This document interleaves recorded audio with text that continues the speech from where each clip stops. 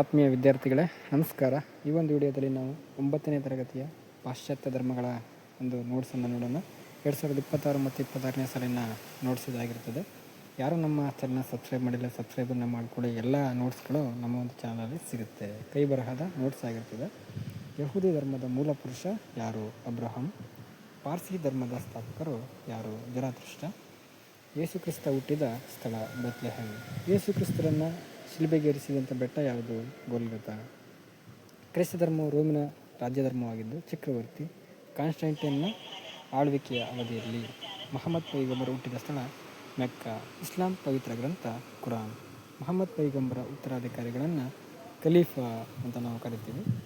ಇನ್ನು ಕೆಳಗಿನ ಪ್ರಶ್ನೆಗಳಿಗೆ ಉತ್ತರಿಸಿ ಅಂತೇಳಿ ಕೊಟ್ಟಿರ್ತಕ್ಕಂಥ ಕ್ವಶನ್ ಎಲ್ಲ ಪಾಯಿಂಟ್ ವೈಸ್ ಇದೆ. ಯಹೂದಿ ಧರ್ಮದ 10 ಕಟ್ಟಳೆಗಳನ್ನು ಪಟ್ಟಿ ಮಾಡಿ ಅಂತೇಳಿ ಆ 10 ಕಟ್ಟಳೆಗಳು ಇಲ್ಲಿ ಕಾಣಬಹುದಾಗಿರ್ತದೆ. ನಂತರ ಪಾರ್ಸಿ ಧರ್ಮವು ವೈದಿಕಾಚರಣೆಗಳಿಗೆ ಹತ್ತಿರವಾಗಿದೆ ಸಮರ್ಥಿಸಿ. ಆ ನೋಟ್ಸಿಗೆ ಸಂಬಂಧಪಟ್ಟಂಥ ಪಾಯಿಂಟ್ಸ್ಗಳು ಇಲ್ಲಿರ್ತದೆ. ನಂತರ ಯೇಸು ಕ್ರಿಸ್ತರ ಜೀವನ ಚರಿತ್ರೆ ಕುರಿತು ಬರೆಯಿರಿ ಅಂತಿದೆ. ಅದಕ್ಕೆ ಸಂಬಂಧಪಟ್ಟಂಥ ಪಾಯಿಂಟ್ಸ್ಗಳು ಇಲ್ಲಿರ್ತವೆ.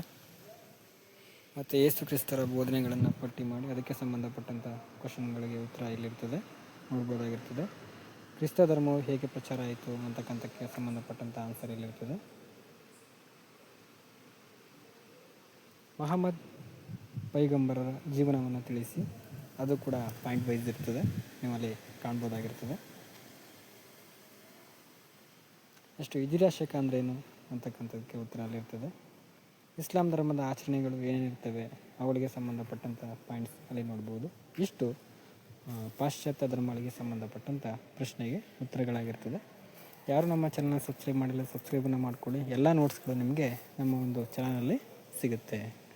ಮುಂದಿನ ವಿಡಿಯೋದಲ್ಲಿ ಸಿಗೋಣ. ಧನ್ಯವಾದಗಳು.